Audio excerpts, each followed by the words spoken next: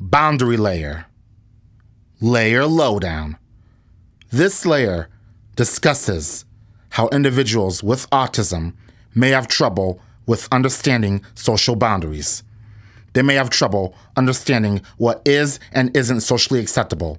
As stated in the feeling triggered layer, it is perfectly fine to educate and help to correct individuals with autism on this. However, that cannot happen without compassion and understanding for how they currently understand the world. 1. Social boundaries. If it hasn't been made clear, I've always struggled with social boundaries. Even to this day, I don't always have the best understanding of what is socially acceptable or not. I was going to give more stories in this category, but the ones I listed below kind of fit inside social boundaries. Stories like the ones with Mitch should give a clear depiction of this deficit of mine. 2. Texting norms. Why is texting so complicated for me? Sometimes I say too much. Sometimes I write entire paragraphs to people in a text message. Sometimes I don't use the right verbiage in a text message. These turn people away. I remember in 8th grade back in 2010, there was a peer that I wanted to be friends with. We will call him Larry. However, I was very nervous to talk to Larry at school, so I spoke to a friend who turned out to be a fake friend and asked for his phone number. He gave Larry's phone number to me, and then I started talking to Larry. Larry would text back, and we'd have some pretty decent conversation. But I wanted more. I wanted to get his attention and make him think I was cool. So I sent him a text lying about how I had a girlfriend, and then I did the unthinkable. I started talking about how his girlfriend was pretty and good-looking. This annoyed him, and he asked me to stop texting him. In his defense, even prior to this, I had sent him very long and annoying text messages. Why didn't I know this wasn't normal at the time? I just thought I was being cool and social, but I wasn't. I tried apologizing, but that didn't work. Then out of desperation, I started texting him, making insults towards his girlfriend and threatening to beat him up. I don't think it would take a genius to know that this approach didn't work either. Why did I think it would work? Maybe I thought that at least I could get his attention. I even remember Larry texting me, saying things along the lines of, "It seems that you have no other life than to just text me." If Larry ever reads this, I hope he knows I'm sorry. 3. Unclear signs. Following the incident with Larry also comes this problem. Whenever I send a text or email, nothing is worse than not getting a response. When I don't get a response, I am genuinely torn on whether to send a follow-up message or not. Do I send a follow-up message? When should I send that follow-up message? How quick should that follow-up be? What do I do if they don't respond to the follow-up? They did not respond the first time because they were mad at me? Do they not want anything to do with me? Were they just too busy? Etc. Why can't I just get a response? I think people sometimes feel that the response won't be what I want to hear, so they'd rather not answer. Here's the thing. If I ask someone something and they want to answer me no, but don't want to hurt me, the best thing to do is to answer no in a kind way. Thank you for asking, but not at this time. Sorry, I can't at this time, etc. Not saying what I want to hear doesn't have to be done in a mean way. It can be done in a compassionate way. Will it still hurt me? Likely it will. But it is still better than going through the pain of not getting a response. Another piece of this is when I do keep asking due to not getting a response, eventually people get annoyed and respond to me in a mean way. How's that for not hurting me? 4. Email norms.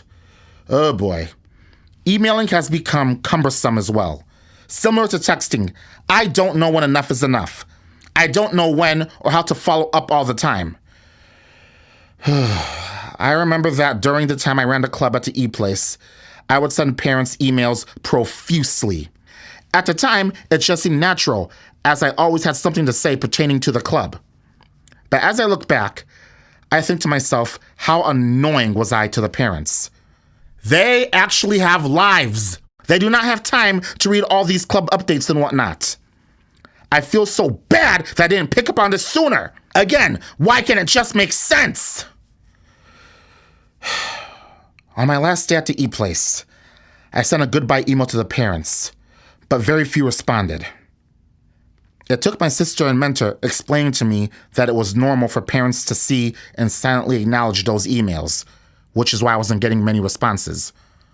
Why couldn't I just have known that?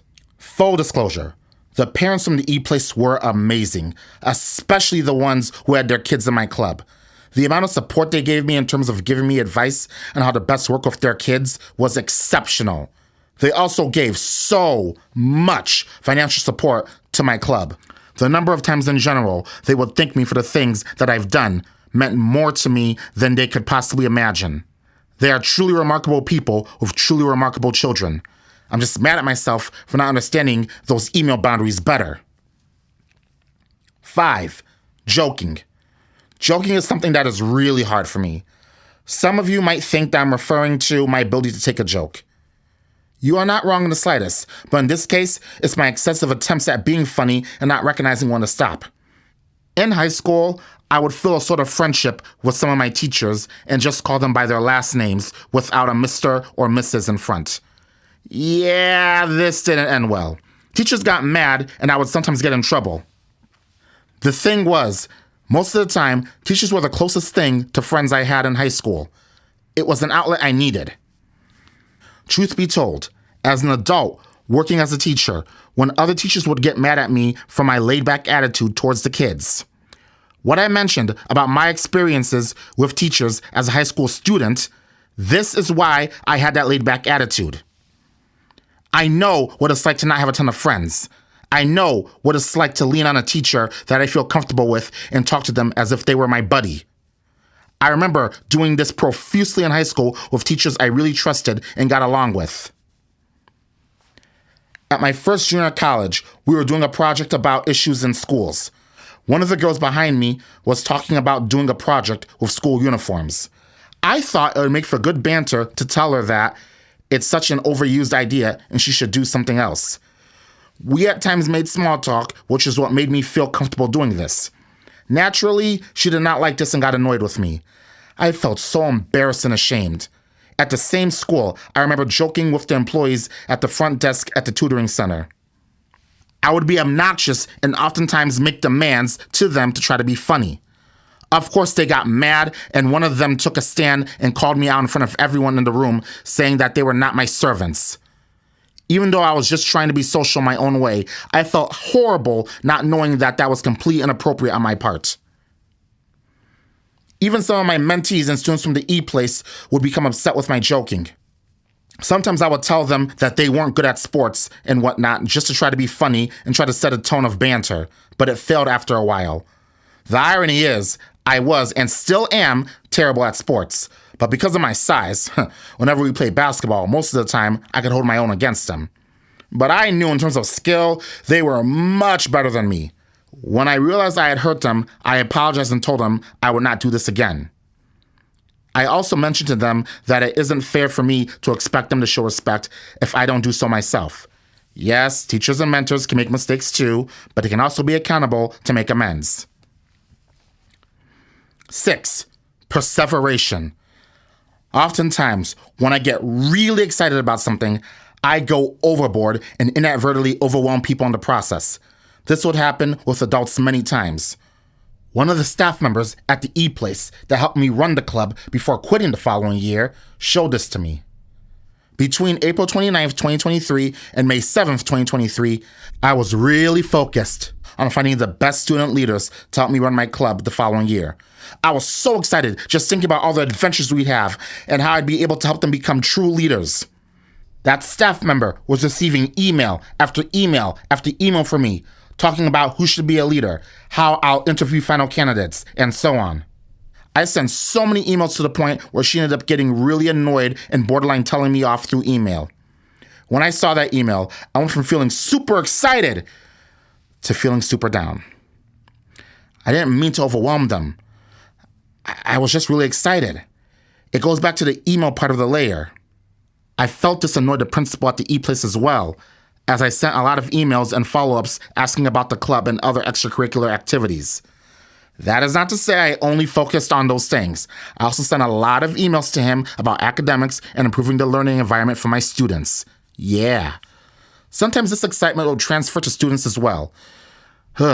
Sometimes when I'd give the club members or even leaders big projects to work on, I'd get so excited to the point where I'd feel like I overwhelmed them at times with the constant reaching out and follow-ups about the projects. When I relive situations like this, it really is hard for me to look myself in the mirror for being that annoying, especially not on purpose.